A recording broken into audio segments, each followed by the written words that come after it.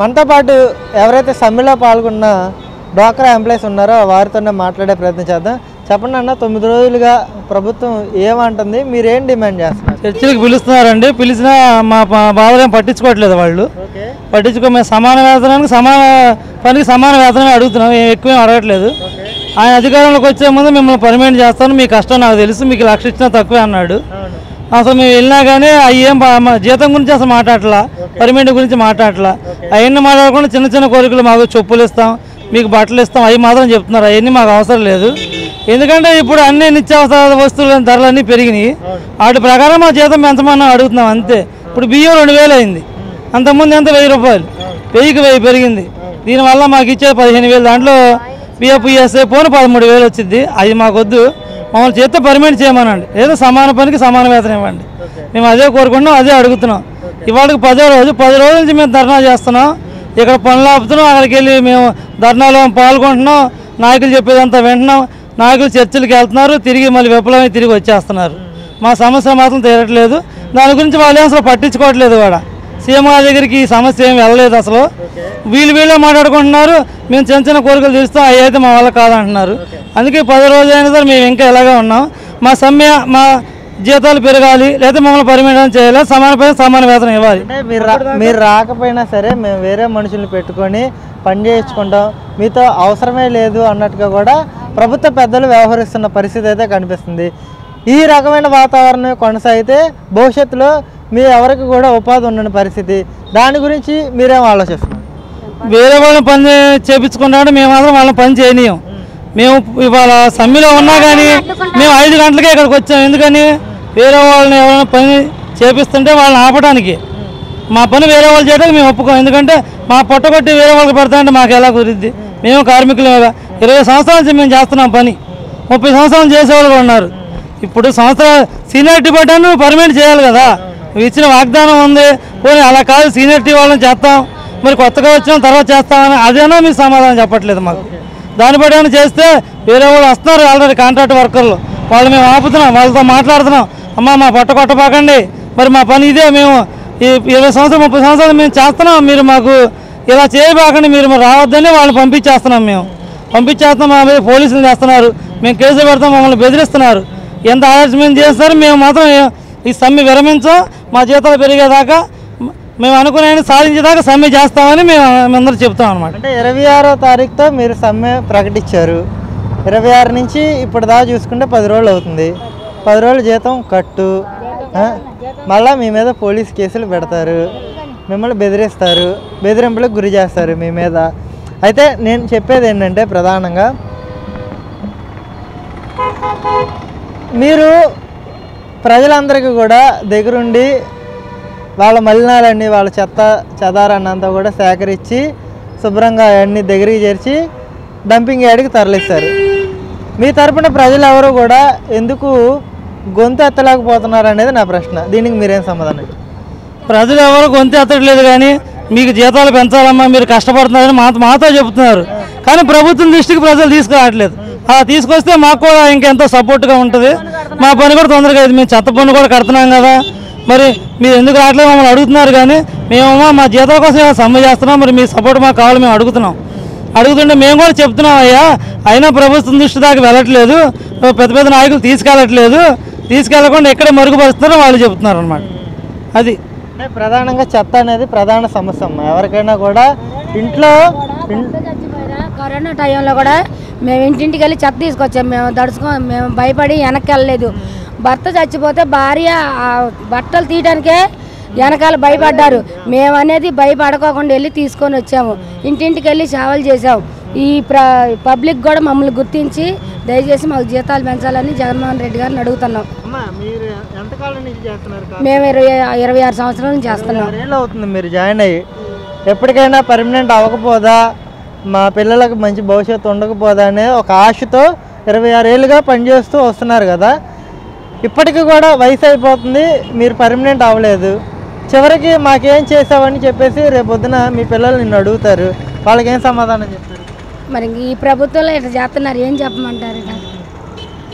పని మీద కదండి మేము ఆధారపడి ఉన్నాం. ఎన్నో కుటుంబాలు ఈ పని మీద ఆధారపడి ఉన్నారు. ఈ పని చేస్తేనే నా 5 ఏళ్ళు నోట్లోకి వెళ్ళే వాళ్ళు కూడా ఉన్నారు. మరి ఈ పని మీద ఆధారపడ్డప్పుడు జగన్ కూడా చూసి చూడనట్టు వేయాలి కదా సార్ జీతాలు. వేస్తానని చెప్పాడు. వాగ్దానం ఇచ్చినప్పుడు ఆ రోజు ఏమన్నాడు, మీకు సమాన పెన్నుకి సమాన వేతనం వేస్తాను, పర్మనెంట్ చేస్తాను అన్నాడు. ఏది ఒక్కటి కూడా చేయట్లేదు.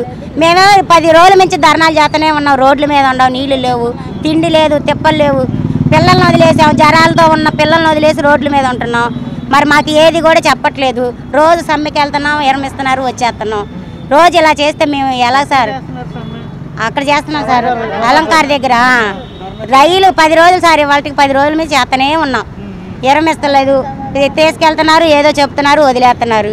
మరి మా గురించి పట్టించుకునేది ఎప్పుడు సార్? మేము రోడ్ల మీద పడి చేస్తేనే కదా మాకు పొట్ట తిప్పలు గడిచేది. ఏది చేయకోకుండా అలా వదిలేశాడు. జీతాలు పెంచట్లేదు. మేము 5-6 సంవత్సరాల నుంచి చేస్తున్నాం సార్. మేము 24 సంవత్సరాల నుంచి చేస్తున్నాం. పర్మనెంట్ నెరవేరుతుందని మాట ఇచ్చాడు ఆయన. దాని గురించే మేము పోరాడితే మరి చేస్తాడననే నేను సమ్మెలో దిగాం. మేము అడిగిన వాటికి మద్దతు ఇస్తలేదు ఆయన, చెప్పట్లే. ఇక దాని గురించి మేము ఇలా పోరాడుతున్నాం, రోడ్డుకు వచ్చాం. మళ్ళీ పర్మనెంట్ చేస్తామని అన్నాడు ఆయన. గెలిపిస్తామని సరేనని మేము గెలిపించుకున్నాం. మన ఇదే మాటలే కదా, మేమేమి అడగలేదు కదా. మరి అలాంటప్పుడు ఆయన చెయ్యాలి కదా. చేయకోకుండానే మెదలకుండా ఇప్పుడు ఈ అధికారాలు అన్నట్టు తీసుకెళ్ళి అక్కడ చెప్పట్లే ముఖ్యమంత్రి దాకా. మధ్యలో వాళ్ళే చెప్తున్నారు మాకు. మేము అది ఇన్ని సంవత్సరాల నుంచి చేస్తున్నామంటే మాకన్నది ఒక ఆధారం ఉండాలి కదండి. అది దానివల్ల పోరాడుతున్నాం మేము. అది మామ మీరు ఎప్పటి నుంచి చేస్తున్నారు? మేము 26. ఏం చెప్తావు జగన్ బాబుకి? ఏం చెప్తాము, మాకున్న కష్టాలు చెప్పుకోండి, ఇంకేమన్నా మా కష్టాలు అర్థం చేసుకోండి చాలు, అంతే. మేము 26 వాళ్ళు పెట్టి చేస్తున్నాం. కరోనా వచ్చేప్పుడు కానీ మేము భయపడుకోకుండా రోడ్ల మీద పనిచేయం. అందరూ ఎలా ఉంటుంటే మేము రోడ్ల మీద వచ్చి పనిచేసాము. మమ్మల్ని అర్థం చేసుకుంటాం జగన్ గారు. కరోనా వచ్చేప్పుడు కాడ మేము మాస్కులు పెట్టుకోకుండా అందరూ మాస్కులు పెట్టుకుని ఎలా రోడ్ల మీద వెళ్తా ఉంటే మేము ఇంట్లో పనికొచ్చి రోడ్లో పనిచేసాము. మరి అప్పుడైనా అర్థం చేసుకోవాలి. ఆయన అన్నారుగా, జగన్ గారు ఏమన్నారు అప్పుడు, 1,00,000 రూపాయలు ఇచ్చి మీకు దండగలేదమ్మా అని అన్నారు అప్పుడు. మరి ఇప్పుడు మేము అంత 1,50,000 అడుగులేగా మేము అడిగింది 26,000 మనం అడుగుతున్నాం. మరి చెయ్యాలి కదా, మీరు అన్న తగ్గించి అడుగుతాం మేము. ఇంకా మరి ఇంకేంటి,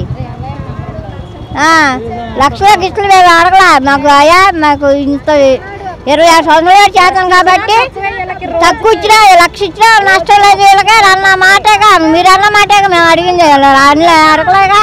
26,000 అడిగాం, మరి ఇవ్వాలి కదా.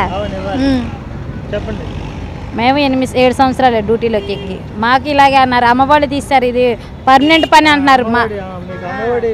అమ్మఒడి లేదు, పింఛను వృద్ధాప్య పింఛను ఇప్పుడు కాదు, 30 రూపాయల కానీ ఉంది వృద్ధాప్య పింఛను.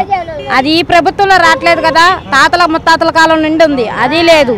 అదేమనంటే మీకు పర్మనెంట్, మీరు 50,000-70,000 జీతగత్తులు అన్నట్టు మాట్లాడారు మమ్మల్ని.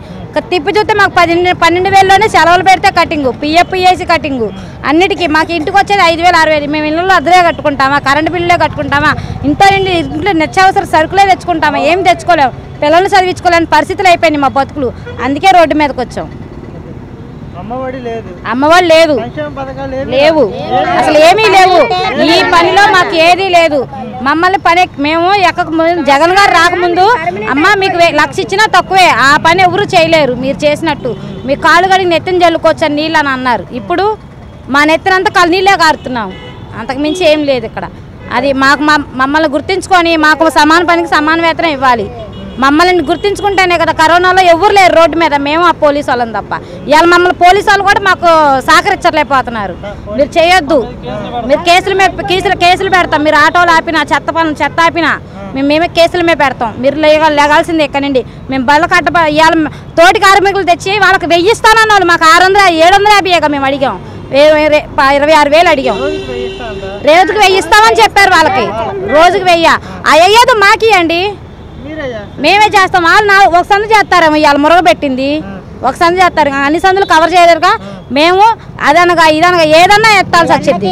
వానకి ఎండకి తడుచుకుంటూ చేయాలా. సీఎం గారు ప్రోగ్రాం అంటే అర్ధరాత్రులు వెళ్ళి మేము పైన చేయాలి. వార్తల మీద యాక్సిడెంట్ అయిపోయినా సంబంధం లేదు. ఉన్నారు చాలా మంది పక్క వార్డులో చచ్చిపోయారు. ఈ వార్డులో 27 డీజిల్ వార్త మీద కూడా ఒక ఆమె చచ్చిపోయింది. ఆమెకేమి 5 ఆడపిల్లలు, కళ్ళు లేవు మా భర్తకి, ఆమె చచ్చిపోయింది స్పాట్లో కొడితే. పోలీసు వాళ్ళు మమ్మల్ని అడ్డుకొని మమ్మల్ని అసలు నానా ఇబ్బంది పెడుతున్నారు. మేము అడిగేది ఏదైనా మా పాట తిప్పల కోసమే కదా. మేము కష్టం, మా పిల్లలు అందరూ జరగవు కదా, జరగని వాళ్ళు ఉంటారు, జరిగే వాళ్ళు ఉంటారు. ఈ బాధలన్నీ మీ దృష్టికి తేట్లేదు కదా, మీకు మీ దాకా తేట్లేదు. మీకేమో మధ్యలో ఉన్న మాకు మా పెట్టేస్తున్నారు.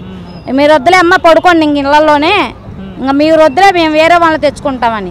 వేరే వాళ్ళని తెచ్చుకుంటే మేము చేసినట్టు చేస్తారా? చేయరుగా.